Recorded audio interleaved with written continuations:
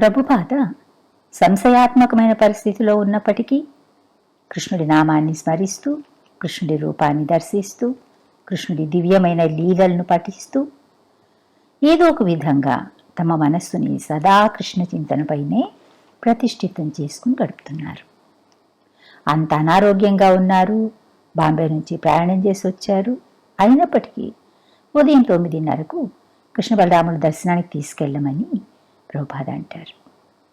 ఈ ఒక్కరోజు విశ్రాంతి తీసుకుని రేపటి నుంచి మళ్ళీ యథాప్రకారం కార్యక్రమం ప్రారంభించవచ్చు అని శిష్యులు నచ్చజెప్తారు. సరే, అలాగే మీరు ఎలా చెప్తే అలా చేస్తాను అంటారు ప్రభుపాద. అప్పుడు తమాల కృష్ణ అంటాడు, కవిరాజ్ అని పిలిపించమంటారా అని. కవిరాజ్ అంటే ఆయుర్వేద వైద్యుడు అనమాట.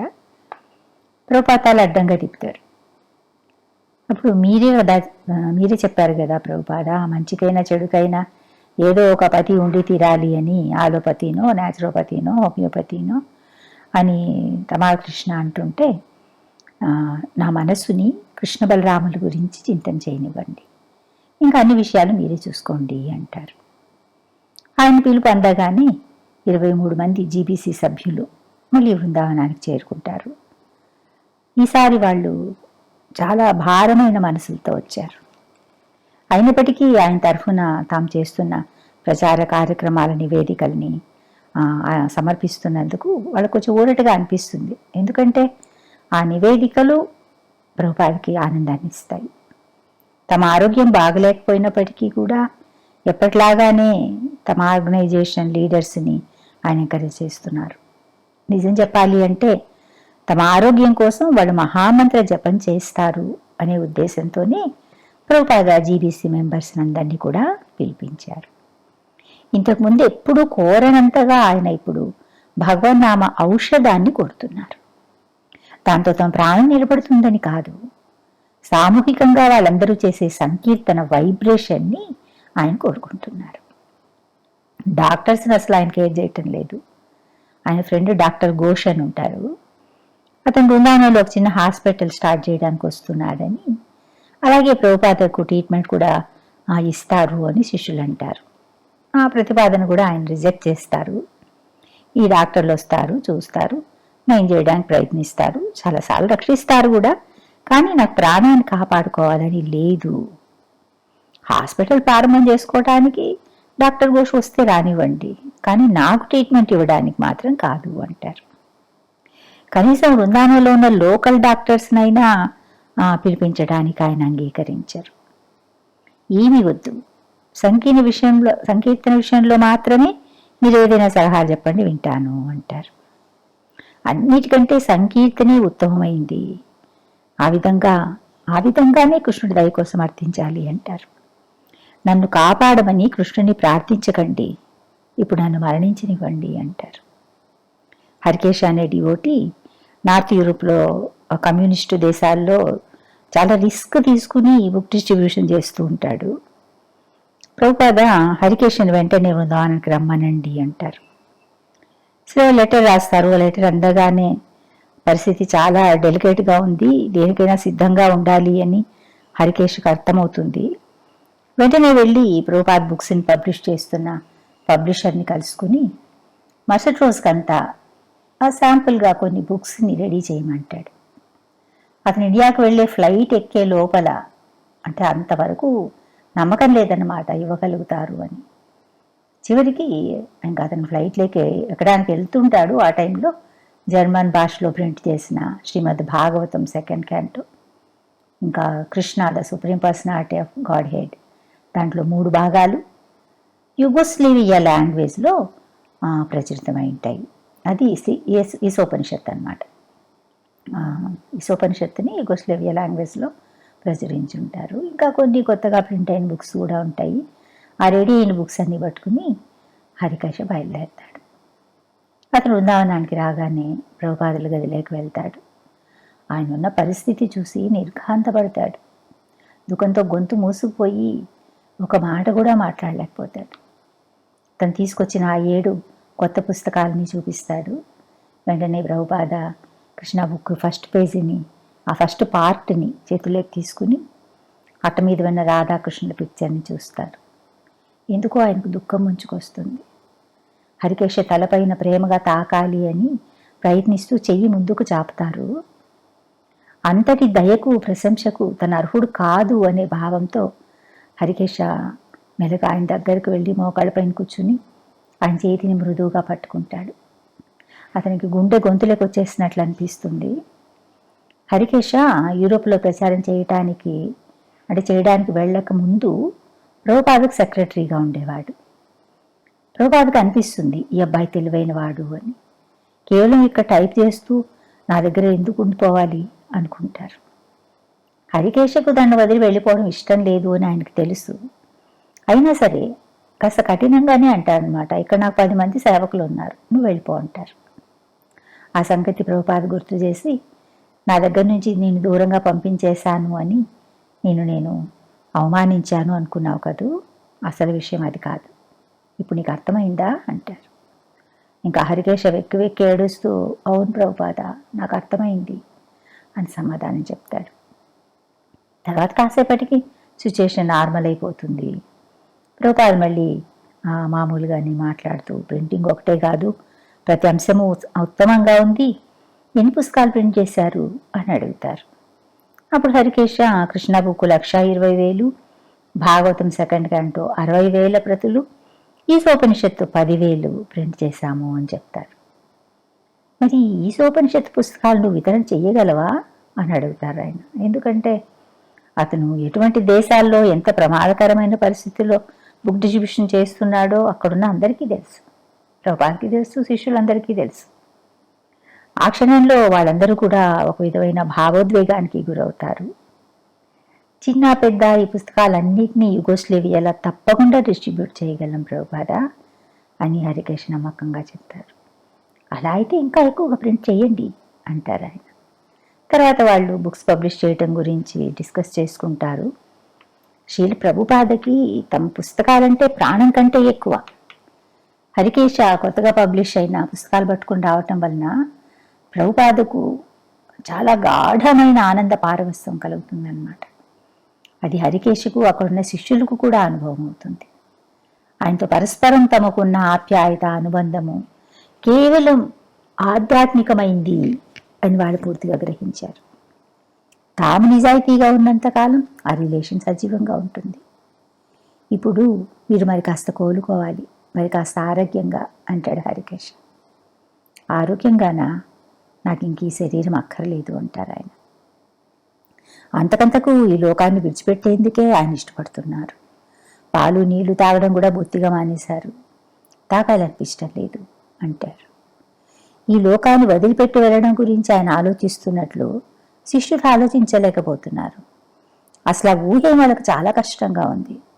ఆ విషాదాన్ని మౌనంగా భరిస్తూ ఉన్నారు. ప్రభుపాద ఫారిన్ కంట్రీస్కి పంపబడిన ఒక అంబాసిడర్, రాయబారి, ఇప్పుడు ఇంకా స్వదేశానికి పిలిపించబడుతున్నారు అని రూపానుగానే భక్తుడు అంటాడు. ఆయన శిష్యులకి అన్ని విషయాలు నేర్పించారు, ఇప్పుడు మరణించడం ఎలాగో కూడా నేర్పిస్తున్నారు అని జయద్వైత అనే శిష్యుడు అంటాడు. భవిష్యత్తులో ఇస్కాన్ ఎలా కంటిన్యూ అవుతుంది అనే విషయం గురించి, శిష్యులు ఒకరితో ఒకరు కోఆపరేట్ చేసుకోవాల్సిన ఆవశ్యకత గురించి మాట్లాడుతున్నా కూడా అక్కడంతా చాలా అమరోజ్గా ఉంది, నిరుత్సాహంగా ఉంది. ఏదేమైనా త్వరలో ప్రభుపాదం విడిచి వెళ్తున్నారు అనే అనివార్యమైన బాధాకరమైన విషయాన్ని వాళ్ళు గుర్తించక తప్పటం లేదు. ఆయన వెళ్ళటానికే నిశ్చయించుకున్నట్లు స్పష్టంగా తెలుస్తూ ఉంది. శిష్యులా ధైర్యపడుతున్నారు. ప్రభుపాద చాలా క్యాజువల్గా తమ మరణం తర్వాతి విషయాల గురించి కూడా మాట్లాడుతున్నారు. ఒక వైష్ణవుడు తిరోభావం చెందితే ఏ విధంగా అంత్యక్రియలు చేయాలో తమకు సన్యాస దీక్ష ఇచ్చిన గురువుకి ఆయన శిష్యుడైన నారాయణ మహారాజుని సంప్రదించమని శిష్యులకు చెప్తారు. తమ సమాధి ఎక్కడ నిర్మించాలో కూడా ఆయన్ని తెలియజేశారు.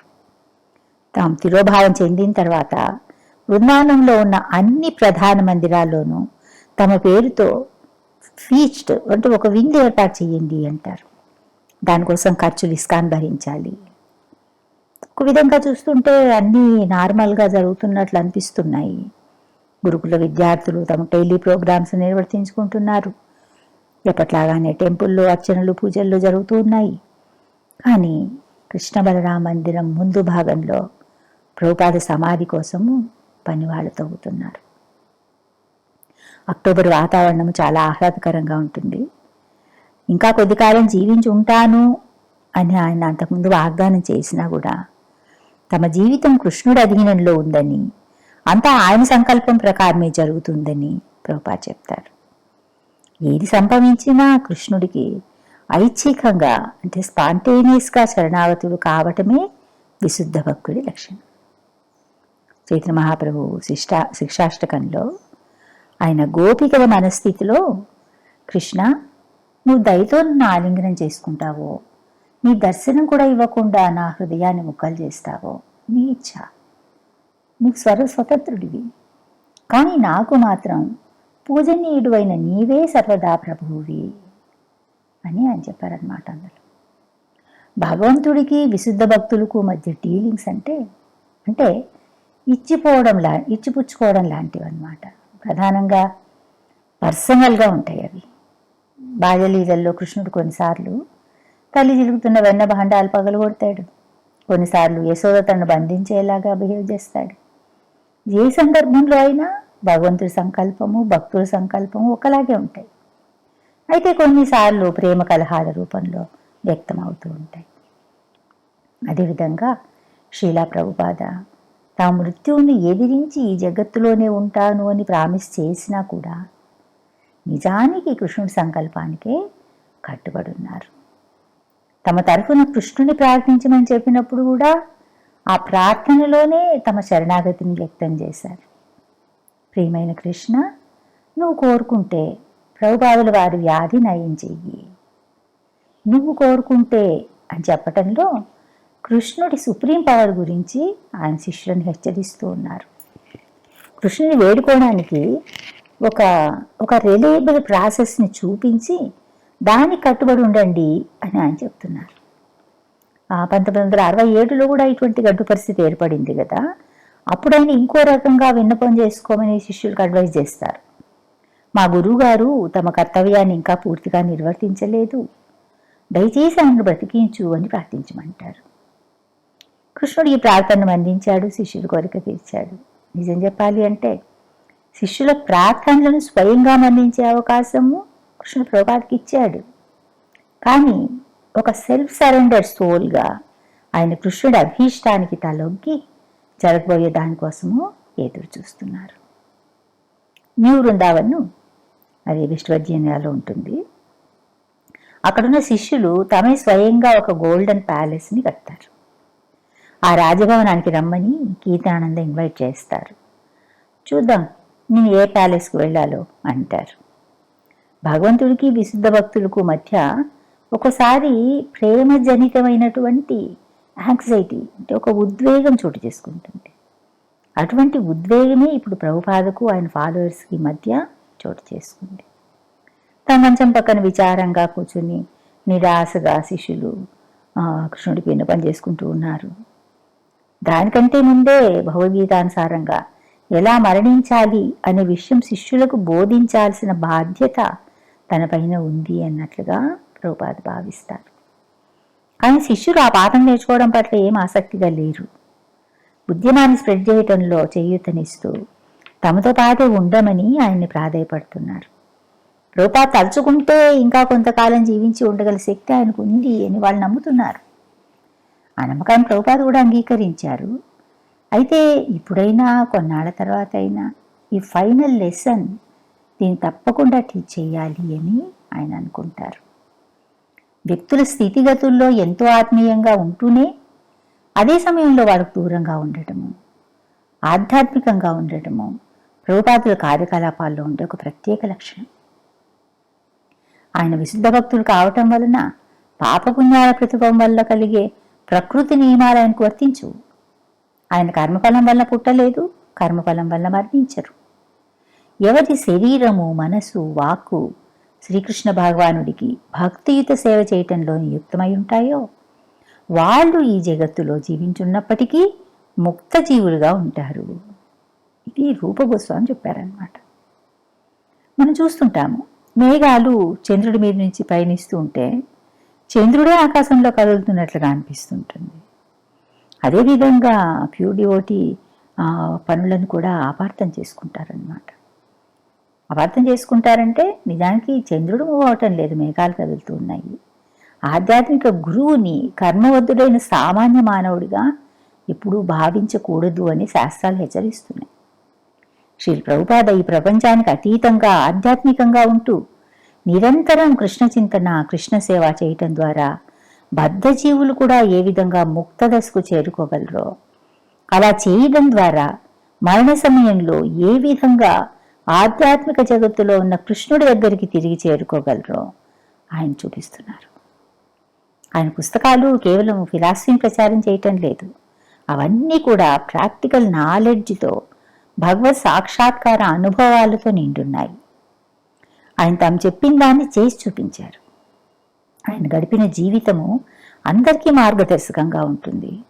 ఆయన కొంతకాలం కుటుంబ జీవనం గడిపారు. ఆ సమయంలో కూడా బ్యాక్ టు గాడ్ హెడ్ పత్రికను ప్రారంభించి దాని ద్వారా అందరినీ చాలా ఇన్స్పైర్ చేయడానికి ప్రయత్నించారు. చేతిలో డబ్బులు లేకపోయినా, మనుషులు లేకపోయినా ఒక స్పిరిచువల్ మూవ్మెంట్ని, ఒక ఆర్గనైజేషన్ని ప్రారంభించాలి అని ఆయన చాలా కష్టపడ్డారు. కృష్ణుడి అనుగ్రహం వలన, తమ ఆధ్యాత్మికాచారుల ఆశీర్వాదం వలన ఆయన విజయం సాధించగలిగారు. మనుషులందరూ కూడా ఆచరించడానికి, అనుసరించడానికి వీలుగా మార్గదర్శకమైనటువంటి ఆధ్యాత్మిక జీవితాన్ని ప్రభుపాద స్వయంగా గడిపి చూపిస్తున్నారు. వయసు మళ్ళాక ఒంటరిగా విదేశాలకు వెళ్లారు. అమెరికాలో ఉన్న యువతి యువకులను ఆకర్షిస్తూ న్యూయార్క్ నగరంలో ఉన్న ఒక పార్కులో హరే కృష్ణ మహామంత్రాన్ని ఆయన సంకీర్తన చేశారు. ప్రతి క్షణం ఎదురయ్యే ప్రతిబంధకాలను లెక్క చేయకుండా ప్రతి ఒక్కరూ ఆయనను ఆదర్శంగా భావించి కృష్ణుని సేవించడానికి ప్రయత్నించాలి. 5,000 సంవత్సరాలకు పూర్వము శ్రీకృష్ణుడు బోధించిన శరణాగతిని 500 సంవత్సరాల క్రితం శ్రీ చైతన్య మహాప్రభు వచ్చి ఇంకా సులభతరంగా చేసి బోధించారు. అదేవిధంగా ఇప్పుడు 20వ శతాబ్దంలో ఇంకా పూర్తయిపోయింది, 21లో ఉన్నాం ఇప్పుడు మనం. 21వ శతాబ్దంలో శ్రీల ప్రభుపాదుల వారు యావత్ ప్రపంచవాసులకి కృష్ణ చైతన్య సాధన సాధ్యమయ్యేలాగా చేశారు. ఆయన తమ శిష్యులకు తినడము, బట్టలేసుకోవడము, పరిశుభ్రంగా ఉండడము, బేసిక్ విషయాల నుంచి మొదలుపెట్టి ఉన్నతమైన కృష్ణ చైతన్య సాధన వరకు అన్నీ నేర్పించారు. మ్లేచ్ఛులను వైష్ణవులుగా మార్చి శ్రీ విగ్రహారాధన చేయగల పరిణతిని కలిగించారు. ఇప్పుడు ఆదర్శవంతంగా ఎలా మరణించాలో తమ జీవితం ద్వారానే బోధిస్తున్నారు. అలా బోధించటం తమ జీవితంలో చిట్ట చివరి విధి అని భావిస్తున్నారు. ఆమె తమ శిష్యులని ఎంతగానో ప్రేమించారు. వాళ్ళు ఇంకా తగినంత పరిణతి సాధించలేదని కూడా ఆయనకు తెలుసు. అందువల్లనే తమకు అత్యంత ఆత్మీయులు, విశ్వాసపాత్రులు అయిన శిష్యులు ఆయన లేకుండా బతకలేము అని బతిమాలినప్పుడు నిర్మలమైన ప్రేమతో తమను సేవించే అవకాశాన్ని ఆయన శిష్యులకి ఇచ్చారు. అంటే ప్రభుపాద మరణించటానికి సంబంధించిన పాఠాలను బోధించడం ఒక స్వాయిదా ఇస్తారనమాట. ఈ అవకాశాన్ని కొద్దిమంది కాకుండా తన కోసం బృందావనానికి వచ్చిన వాళ్ళందరికీ కలిగించారు. అంటే అందరినీ గదిలోకి అనుమతించారు, అందరినీ మసాజులు చేయనిచ్చారు, తమ రచనను మళ్ళీ ప్రారంభించారు. ఇంతకు పూర్వమైతే ఏకాంతంగా కూర్చుని పనిచేసుకునేవారు. ఇప్పుడు అందరు ఎదురుగానే జరుగుతోంది. మంచం మీద పడుకుని భక్తి వేదాంత వ్యాఖ్యానాలు చెప్తుంటే రాసేందుకు శిష్యులను రమ్మంటున్నారు. ఒక శిష్యుడు మెల్లగా సాంస్క్రిట్ వర్స్ని చదివి వినిపించేవాడు. ఇంకో శిష్యుడు మైక్రోఫోన్ని ఆయన నోటికి దగ్గరగా పట్టుకునేవాడు. ప్రభుపాద ప్రతి పదార్థాన్ని, తాత్పర్యాన్ని చెప్పేవారు. ఒక్కొక్కసారి ఆయన గొంతు స్వరం సరిగ్గా వినిపించేది కాదు. తమ ఆధ్యాత్మికాచారుడు అలా పనిచేస్తూ ఉంటే శిష్యులు ఒకవైపు భక్తిపూర్వకంగాను సంభ్రమంగాను వివసులైపోయినట్లు చూసేవారు. ఆయన ఆలోచనలు సూటిగా ఉంటాయి. వివిధ గ్రంథాల్లో ఉన్న ఎన్నిటినో కంఠోపాఠంగా ఆయన ఉదాహరిస్తుండేవారు. వేదాంతపరమైన ఆయన వ్యాఖ్యానాలు చాలా షార్పుగా ఉండేవి. ప్రభుపాద తమను తాము పూర్తిగా శిష్యులకు అప్పగించుకున్నారు. నన్ను విడిచిపెట్టకండి, మీరు ఎదురుగా లేకపోతే నేను బతకలేను అనేవారు. ఆయనను సన్నిహితంగా సేవించటం వలన వాళ్ళు సంపూర్ణ శరణాగతికి ఉన్న పవర్ని అనుభవిస్తున్నట్లు భావించేవాళ్ళు. పరిస్థితి ఎటువంటిదైనా ఆయన ప్రీతి చేయటం మానలేదు. హృదయానంద స్వామి, అతను ఒక డిసైపుల్, సన్యాసి డిసైపుల్. ఇటీవల పోర్చుగీస్ భాషలో ప్రింట్ చేసిన ప్రభుపాద బుక్స్ తెచ్చి ఆయన బహుకరిస్తారు. ప్రభుపాద అప్పుడు కూడా అతన్ని ఎంకరేజ్ చేస్తూ ఇదే నిజమైన జీవనం అంటారు. ఈ మెటీరియల్ వరల్డ్ అనేది అస్థికల్ లాంటిది, అంటే ఎముకల గూడు. మన నిజమైన సంబంధము ప్రాణశక్తి. ఎముకలు ఉన్నా లేకపోయినా ప్రాణశక్తి ముఖ్యం, దాన్ని కాపాడుకోవాలి అంటారు. ఇంకా ఆత్రేయ ఋషి అని ఒక డివోటీ ఉంటాడు. అతను ప్రభుపాదను సందర్శించి మీరు టెహరాన్కు రావాలి అని ఆశపడుతున్నాను అంటాడు. ప్రభుపాద నవ్వుతూ నేను సిద్ధంగానే ఉన్నాను, ఈ ఎముకల గూడు నువ్వు మోసుకెళ్ళాలి మరి అంటారు. నిజానికి ఫిలాసఫీ పరంగా ఈ విషయాలను ఆయన బోధిస్తూనే ఉన్నారు, పుస్తకాల్లో వాటినే రాశారు. కానీ ఆ పాఠాలను ఆయన తమ ప్రస్తుత పరిస్థితికి అన్వయించినప్పుడు మాత్రము చూసేవాళ్ళకి హృదయ విదారకంగా ఉన్నాయి. కొందరు శిష్యులు ఆయనను మరణశయ్య మీద ఉండి కూడా ముఖ్యమైన ఉపదేశాలు చేసిన భీష్మ పితామహుడితో పోల్చుకుంటారు. భీష్ముడు అంపశయ్య పైన శయనించి కూడా ఏమాత్రము బాధ తెలియకుండా జ్ఞాన సంపన్నమైన ప్రేమపూరితమైన బోధనలు చేశాడు. తనకి ఇష్టం వచ్చినప్పుడే దేహత్యాగం చేయగల వరం ఉంది భీష్ముడికి. అదేవిధంగా ప్రభుపాద కూడా తమ అనారోగ్యాన్ని లెక్క చేయకుండా ఒకవైపు మరణాన్ని ఎదిరిస్తూ మరొక వైపు అమాయకులైన తమ శిష్యులకు ఆధ్యాత్మిక ఉపదేశాలు చేస్తూ చివరి రోజులు గడుపుతున్నారు. ఇంకా ఎంతో కాలం వాళ్ళు ఆయనతో గడపలేరు. వేదాంతపరమైన ఆయన పాఠాలను మాటలను వాళ్ళు వినలేరు. ప్రభుపాదం తమతో ఉండమని, తమను వదిలేసి వెళ్ళొద్దని శిష్యులు దుఃఖిస్తూ ఆయనను ప్రాధేయపడుతున్నారు. తమతో మాట్లాడుతూ ఉల్లాసంగా నవ్వుతూ చివాట్లు పెడుతూ ఉండే ప్రభుపాదతో కలిసి ప్రీతికరమైన ఈ ప్రపంచంలోనే కొనసాగాలి అని శిష్యులు కోరుకుంటున్నారు. అన్నపానాలు తీసుకుని మీరు శారీరకంగా స్వస్థులు కండి అని వేడుకుంటున్నారు. కానీ ప్రభుపాద పదే పదే మనసు మార్చుకుంటూ ఉన్నారు. తర్వాత ఏం జరిగిందో నెక్స్ట్ క్లాస్లో చెప్పుకుందాము. హరే కృష్ణ.